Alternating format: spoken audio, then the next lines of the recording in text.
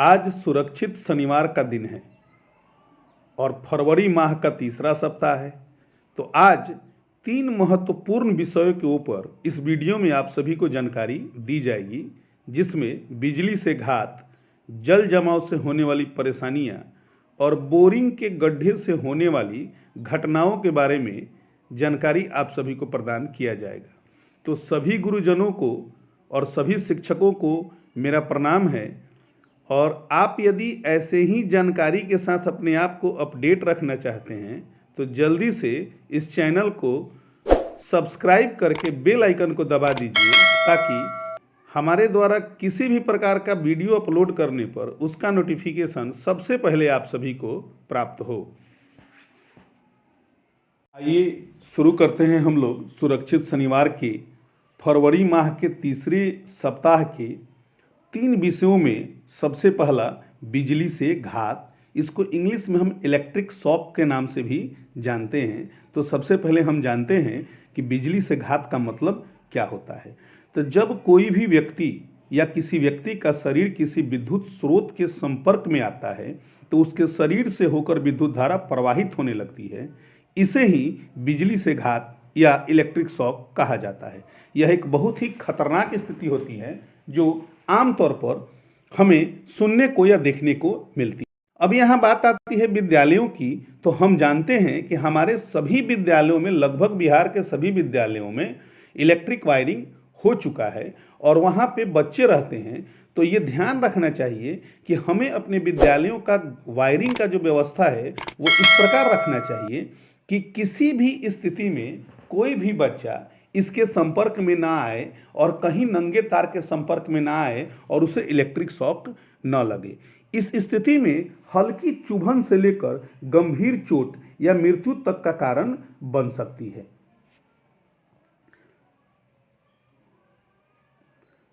अब अगर समीक्षा किया जाए कि बिजली से घात के कारण क्या हो सकते हैं, तो बिजली से घात के कारण की अगर समीक्षा हम करें तो ये बहुत ही आसान समीक्षा होगी कि हमें बिजली के उपकरणों को बिल्कुल नहीं छूना चाहिए। अगर उस उपकरण में या वायरिंग में खराब या कटे फटे तार हों तो उसको किसी भी स्थिति में हमें नहीं छूना चाहिए। गीले हाथों से इलेक्ट्रिक उपकरणों का प्रयोग बिल्कुल नहीं करना चाहिए। उच्च वोल्टेज के तारों के संपर्क में बिल्कुल नहीं आना चाहिए। और जहाँ पे नंगा वायरिंग हो, जहाँ खुला वायरिंग हो, वहाँ से बिजली गिरने से जो घटनाएं होंगी वहाँ बिजली के संपर्क में नहीं आकर बिजली से बचाव करना चाहिए। इसके अलावे अर्थिंग नहीं होने के कारण भी करंट लगने की घटनाएं घटित होती हैं। आप चित्र में देख रहे हैं कि यहाँ अगर आप काम कर रहे हैं बिजली के, तो बिना दस्ताना के बिजली का कोई भी काम नहीं करना चाहिए। हमें पर्याप्त मात्रा में सुरक्षा उपकरणों को अपनाकर ही बिजली के साथ काम करना चाहिए। बच्चों को बिजली के उपकरणों से, बिजली के वायरिंग से और बिजली के किसी भी सामान से दूर रखना चाहिए। अब बिजली से घात के प्रभाव की अगर बात की जाए तो इसके प्रभाव को हम कई वर्ग में बांट सकते हैं।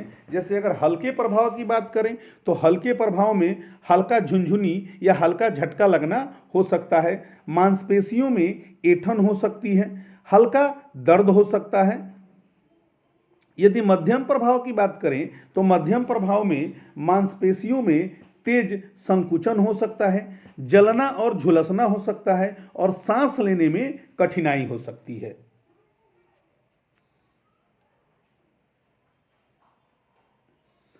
यदि गंभीर प्रभावों की बात करें तो गंभीर प्रभावों में हृदय गति का रुकना, जिसे हम लोग कार्डियक अरेस्ट कहते हैं, तंत्रिका तंत्र पर प्रभाव होना और अस्थायी शारीरिक विकलांगता या अंततः मृत्यु हो जाना इसके खतरनाक प्रभावों में हो सकते हैं। तो बिजली का घात हमारे लिए, हमारे परिवार के लिए, हमारे विद्यालय के बच्चों के लिए बहुत ही खतरनाक होता है।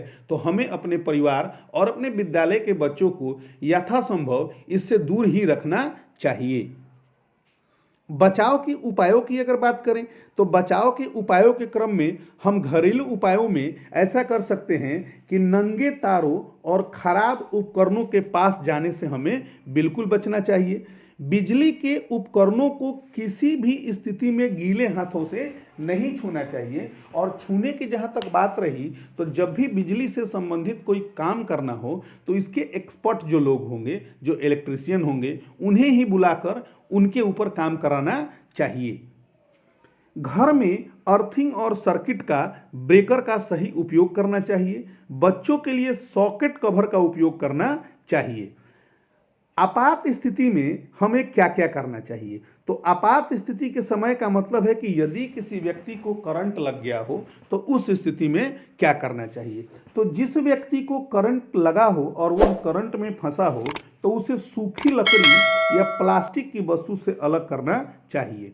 और यथासंभव जैसे ही ये घटना हो, बिजली के स्रोत को तुरंत बंद कर देना चाहिए। और झुलसी हुई जगह पर ठंडे पानी से धुलाई करना चाहिए, बर्फ वहाँ पे नहीं लगाना चाहिए। और यदि आघात ज़्यादा हो, ज़्यादा का तात्पर्य ये है कि अगर ज़्यादा प्रभाव पड़ा हो तो उसे सीपीआर देना चाहिए। जैसे कि आप इस चित्र में देख रहे हैं कि किसी व्यक्ति को यदि विद्युत का आघात लगा है तो उसे सीपीआर दिया जा रहा है। यदि व्यक्ति बेहोश हो तो उसे तुरंत चिकित्सा सहायता हेतु एम्बुलेंस को बुलाना चाहिए। बिजली के घात से बचाव के लिए सतर्कता और सुरक्षा के नियमों का पालन करना बहुत ही जरूरी है। तो हमें इसके नियमों का पालन करना चाहिए और अपने विद्यालय के बच्चों को, अपने घर के बच्चों को इससे सुरक्षित रहने के लिए उन्हें बार बार यह जानकारी देना चाहिए।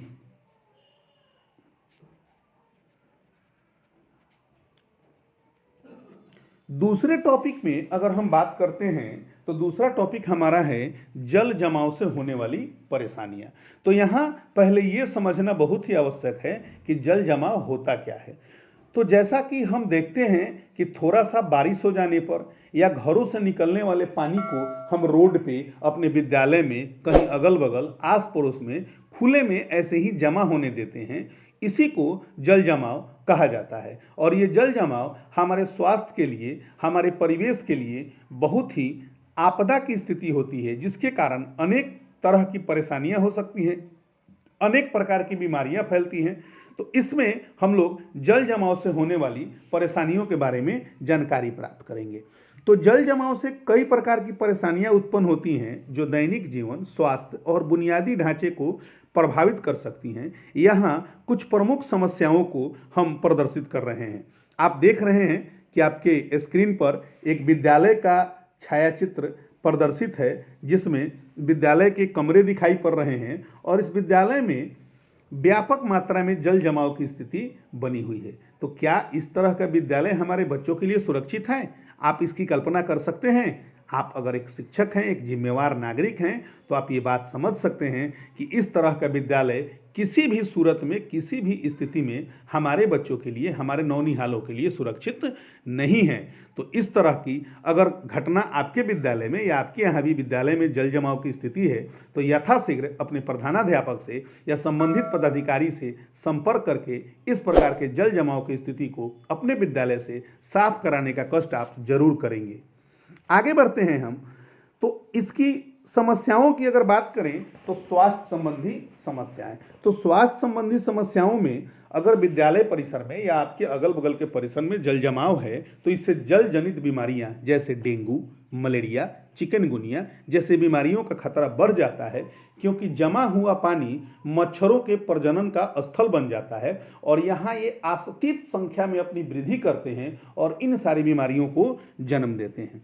बैक्टीरिया और वायरस का प्रसार, दूषित पानी के कारण हैजा, टाइफाइड और डायरिया जैसी बीमारियां फैल सकती हैं। इसके कारण त्वचा संक्रमण, गंदे पानी में चलने से फंगल संक्रमण और खुजली जैसी समस्याएं होती हैं और ये समस्याएं बच्चों को उनके मानसिक और शारीरिक स्तर पर बहुत परेशान करती हैं और उनके विकास को अवरुद्ध कर देती हैं।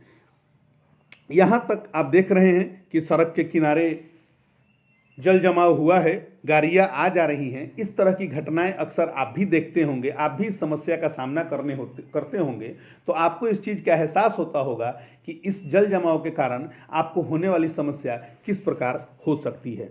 देख रहे हैं कि हम यहाँ दो इमेज क्रिएट किए हैं आप सभी के लिए। एक में विद्यालय के परिसर में जल जमाव है और बच्चे उसी जल जमाव से होकर जा रहे हैं। ऐसी स्थिति में बच्चों के साथ कोई घटना घट सकती है, बच्चे गिर सकते हैं, है ना, उनको कोई परेशानी हो सकती है। दूसरे वीडियो में एक सड़क का चित्र दिखाया गया है, पीछे विद्यालय दिख रहा है, इसमें भी बच्चे पानी से होकर आने जाने के लिए मजबूर हैं। तो इस तरह की स्थिति जल जमाव की स्थिति होती है और ये हमारे बच्चों के लिए, हमारे विद्यालय के बच्चों के लिए किसी भी स्थिति में अच्छी नहीं होती है और ये आपदाओं के सूचक होते हैं।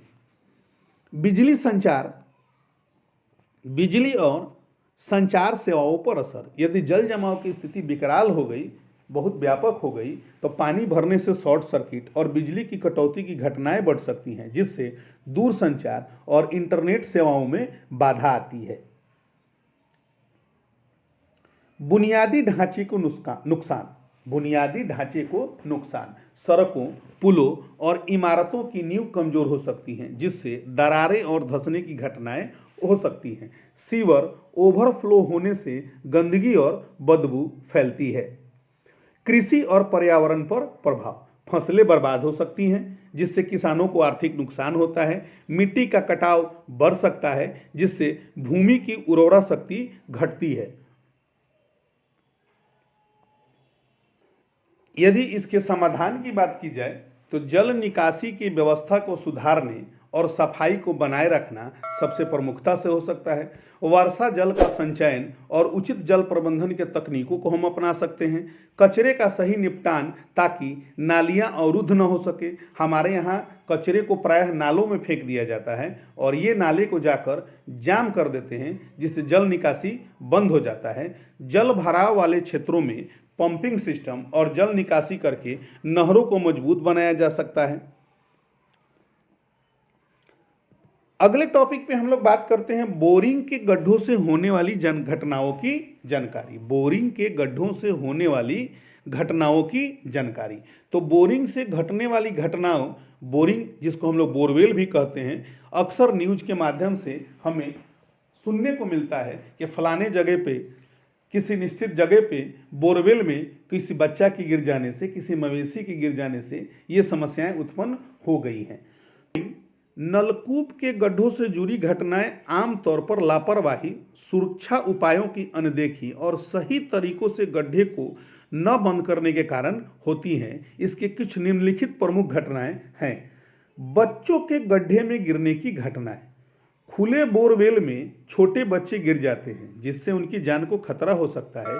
कई मामलों में रेस्क्यू ऑपरेशन लंबा चलता है और कभी कभी बच्चे की जान बचाने में मुश्किलें आती हैं। मिट्टी धंसने के हादसे।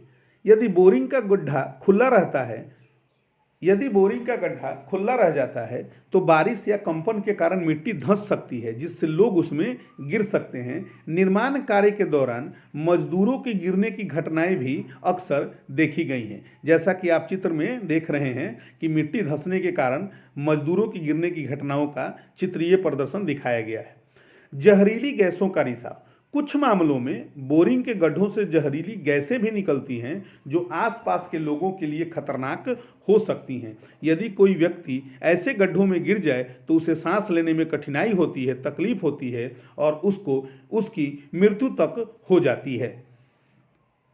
पानी का दूषित होना। यदि बोरिंग का काम अधूरा छोड़ दिया जाए तो इससे भूजल दूषित होने का खतरा बढ़ जाता है। ऐसे गड्ढों में कचरा, प्लास्टिक और जहरीले पदार्थ गिर सकते हैं, जिससे पानी की गुणवत्ता खराब हो जाती है। पशुओं का गिरना और मृत्यु। खुले बोरवेल में कई बार मवेशी गिर जाते हैं, जिनसे उनकी मौत हो सकती है। इससे किसानों को आर्थिक नुकसान भी होता है। समाधान और रोकथाम।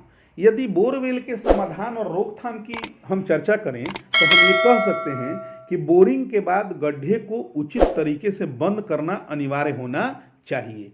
सरकार और प्रशासन को ऐसी घटनाओं की रोकथाम के लिए कड़े से कड़े नियम लागू करने चाहिए। ग्रामीण और शहरी इलाकों में इसके बारे में जागरूकता अभियान चलाकर लोगों को अधिक से अधिक जागरूक करना चाहिए। यदि सुरक्षा के सही इंतजाम किए जाएं तो इन घटनाओं से आसानी से बचा जा सकता है। और यदि आपके इलाके में भी जल जमाव, बोरवेल की समस्या है, यदि आपके विद्यालय में भी जल जमाव की समस्या है, तो स्थानीय प्रशासन को सूचित करके इस आपदा के निराकरण में अपना सहयोग करें और स्वच्छता को बनाए रखने में मदद करें। तो यहाँ पे हम लोगों ने फरवरी माह के तीसरे सप्ताह में निर्धारित विषयों का विस्तार पूर्वक चर्चा किया। उम्मीद है कि आप सभी को मेरा यह वीडियो बहुत अच्छा लगा होगा। तो यदि आपको यह वीडियो बहुत अच्छा लगा हो तो लाइक करें और इसे और भी लोगों को अधिक से अधिक शेयर करें और चैनल को सब्सक्राइब करके बेल आइकन को दबाकर हमारा सहयोग करें। आपने हमारे वीडियो को अभी तक देखा, इसके लिए आपका बहुत बहुत और बहुत धन्यवाद।